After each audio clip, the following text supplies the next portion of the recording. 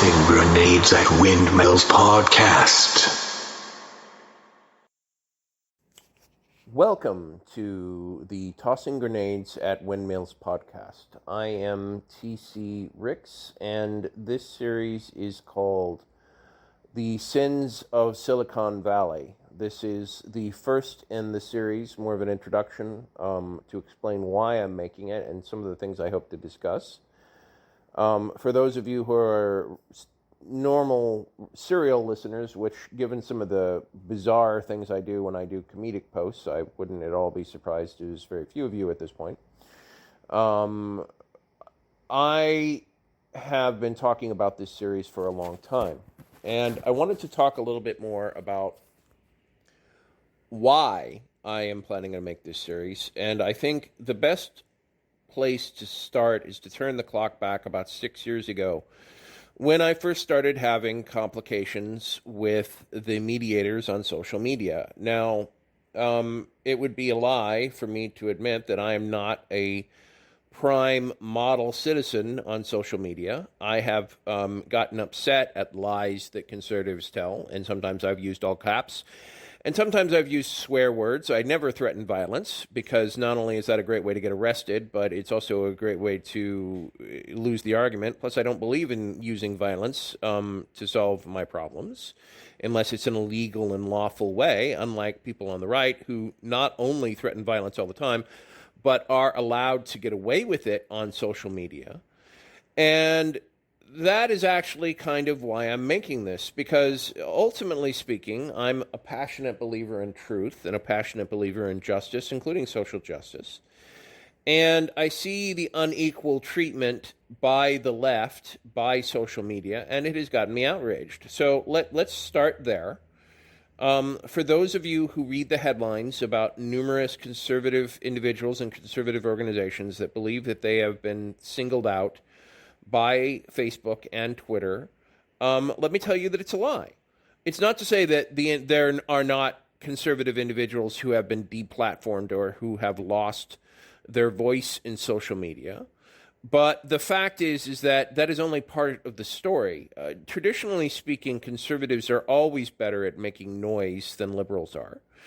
And in part, this is because of the right-wing echo chamber that they have set up in lots of alternate media, including talk radio and YouTube channels and all kinds of methods by which they get their lies and conspiracy theories out to people that have a low gullibility factor or a lack of education. And the fact is that social media caters to these people, despite the fact that a few of the worst examples on the right who actually do threaten physical violence or cause loss of harm in a way that the mainstream media finally highlights. The traditional narrative is that the tech companies of Silicon Valley are hostile to conservative media to the point that, there is an ongoing congressional investigation by the Justice Department for, among other things, bias against conservatives, and a number of actual legitimate things that we'll talk about in other episodes, including monopsony and highly unethical practices regarding privacy and data. But the truth of the matter is that anyone who observes the behavior of Facebook censors in a way that is meaningful will see how many right-wing lies they allow to spread and how many left-wing attempts to counter this narrative that they shut down. And I have experienced this personally. In the last couple of years, at least with Facebook, I haven't, mainly because I understand what Facebook is. I've deleted my Facebook account probably about 4 or 5 times at this point, and I've made a personal goal that if I shut it down again, I'm never recreating it. Facebook, in my opinion, is a blight on America. It causes families and friends to fight. And before you say that it's just that they might fight anyway and that this is just a way for them coming together, that is partially true, but is also false at the same time, in the sense that while Facebook does reconnect people who would have never been connected before, it also fosters arguments in a way that biases itself towards the right. You don't have to take my word for this. There is a guy named Peter Thiel who owns a significant chunk of stock in Facebook and has been involved with Facebook from the beginning, who, along with several other right-wing politicians, has basically convinced Mark Zuckerberg that there is more money to be made from the right than the left. And to a certain degree, this is true, simply because of the fact that if enough Facebook lies were shut down on the right, then they would stop having Facebook accounts. And since Facebook exists to make money off of you and your loved ones and your friendships and your family, then they want as much money as possible. And so if they actually had to enforce the truth and actually prevent lies that actually threaten people, including false snake oil cures pushed by the President of the United States, or lies that it's okay for the right to tell, but if you actually try and counter it, and there's the slightest token argument that a fake political news site that supposedly deals in facts but is actually biased also towards the right, then you will find that Facebook shuts it down. And as I said, I've been talking about doing this series for quite some time, but the incident that finally caused me to realize I have to do this is an ad recently called Morning in America that Facebook shut down. This ad doesn't lie. It simply has a statement at one point that says that Trump favored Wall Street instead of Main Street as one of the things that it says. And it's a very popular ad, and it's very effective, so much so that Trump himself ranted about it on Twitter. And essentially, Facebook said that because PolitiFact said that it's not technically true due to some basically warped facts from PolitiFact, then they justified in saying that the entire ad was a lie and shut it down. Meanwhile, you will see Facebook ads pushing Trump messages, which pretty much every word of anybody who's not a conservative knows is a lie. Zuckerberg wants to run for president. Zuckerberg has done a number of trial balloons and has time and time again been slapped down, and he is ultimately sided with the right. He's quiet about it, he's subtle about it, but Mark Zuckerberg is unabashedly now socializing with and courting conservative circles. You don't have to take my word for it, just do a couple of Google searches on Mark Zuckerberg and Republicans, Mark Zuckerberg and conservatives, and Mark Zuckerberg on political action. The cornerstone of the things I'm going to talk about in this series are about Silicon Valley and the left-leaning, libertarian, sociopathic ethos that is the entirety of their culture. And there's a lot of things about them that are problematic, and they are essentially a threat to civilization itself. And that's a really big statement to have to back up, but over the course of this series, I will. And I will also propose solutions for every problem that I pose. But for those of you that don't want to have to listen to it, here's the thumbnail. The problem with Silicon Valley is not the tech itself. Tech, like any tool, is only as good or evil as the person that makes and uses it. In the hands of someone responsible and not a sociopath, social media could be a good and not a bad for our community. It could cause friendships, foster understanding, increase dialogue. And when is that a bad thing? Well, the answer is it's a bad thing when you allow liars to prosper and people that try and fight liars to not prosper. So the essence of my argument about the sins of Silicon Valley, and there are so many that I originally wanted to use the catchy title, The 7 Sins of Silicon Valley. It kind of rolls off the tongue and is easy to remember. But they have so many sins that, in part, I have waited an extra 4 to 5 months trying to categorize all of the things that they're trying to do into 7 nice, neat little bundles, and it just doesn't work. They are too screwed up. They are so messed up that I literally cannot just come up with 7 different categories of all the things that they have done to screw over America. But my point is, it's not the technology itself. Social media by itself, just like firearms by themselves, are not the problem. The problem with guns in America isn't guns or even gun ownership or having the ability to defend yourself or the ability to go hunting or the ability to have competitive shooting. No, it's toxic culture. The gun culture in our country, I basically call ammosexuals because it's almost a fetish for them. It is, and the original word of the word fetish wasn't sexual in nature. It was actually religious worship. And basically, gun worshipers are doing just that. Their guns in their mind are almost always equal to their worship, to their fetishization of their rights over any other rights or over the rights of anyone who is not a gun owner. They don't care. And I'm going to make the argument that at least to the dark lords of Silicon Valley, they have fetishized their culture, the dark culture of Silicon Valley, these left-leaning libertarian disgusting, filthy ideas to the point that they have created a toxic culture that permeates the entire world. And I'm going to show plenty of examples of that.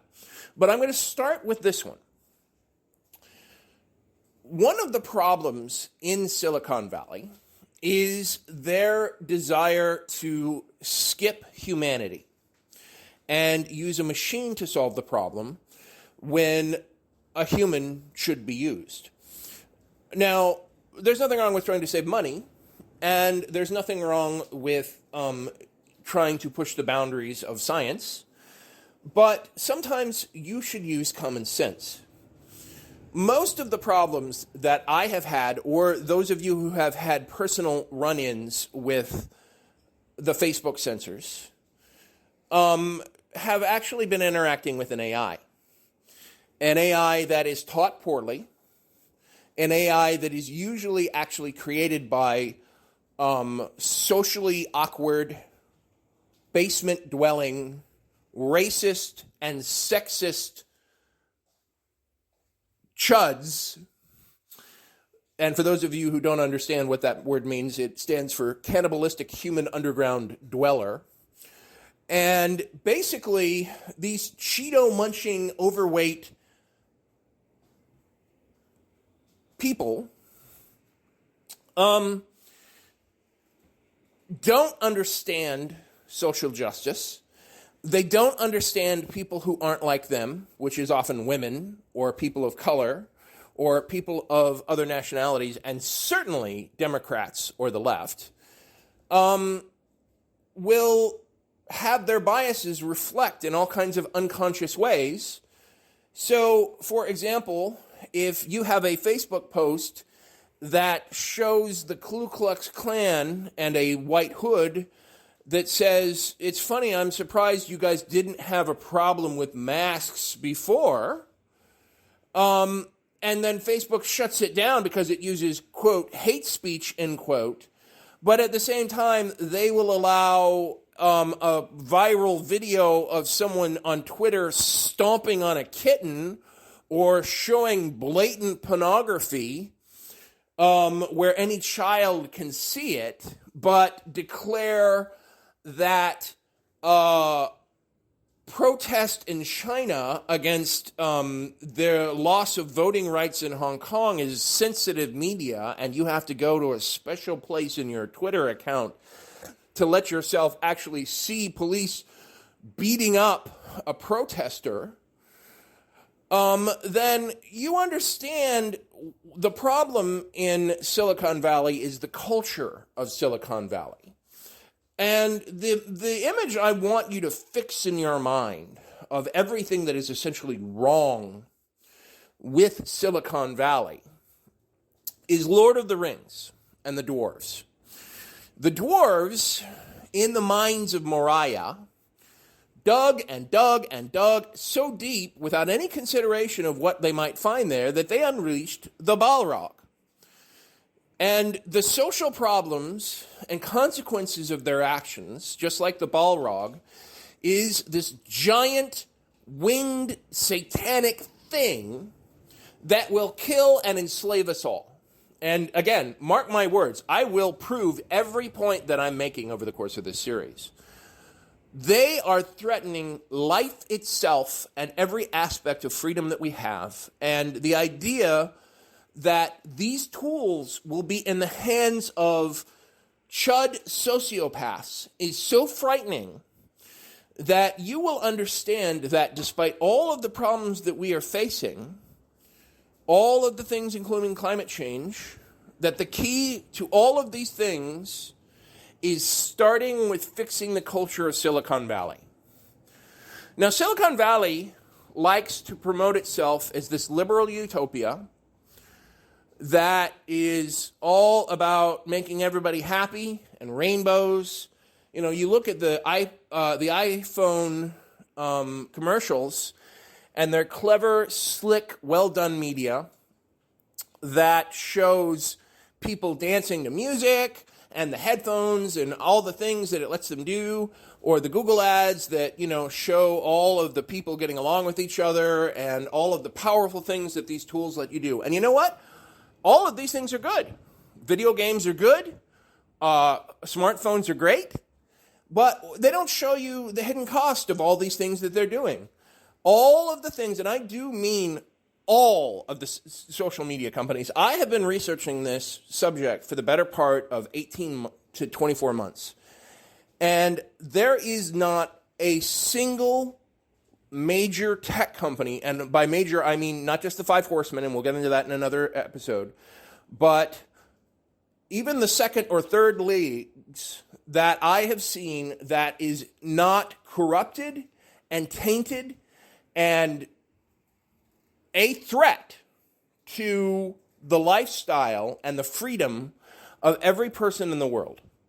These companies are represented by sociopaths.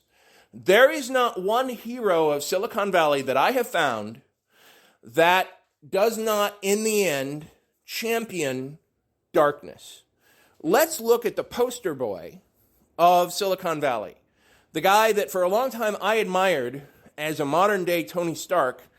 And what we've learned in the last couple of days is that Tony Stark is not Iron Man. He is an alcoholic weaponsmonger. And in this timeline, Tony Stark is a fucking creep. He is anti-union. He is an ally of the viruses. Tony Stark / Elon Musk is lining up right there, right next to Trump, saying that we need to open up our economy to a second wave of viral attacks just so he can make a buck. He is a creep. As are all, and I want to repeat this, so far as I have been able to determine, all of the major holders of power in Silicon Valley. And really, I've just scratched the surface, including the abuses of Facebook or the abuses of Twitter. And I think that I'm going to enjoy exposing what they do and exposing what you can do about it. So we'll see what happens. This has been the Tossing Grenades at Windmills podcast. Buy my book, Have Name Will Travel, at Amazon and other marketplaces. Copyright 2020 Red Anvil Amalgamated. to fight the forces of evil!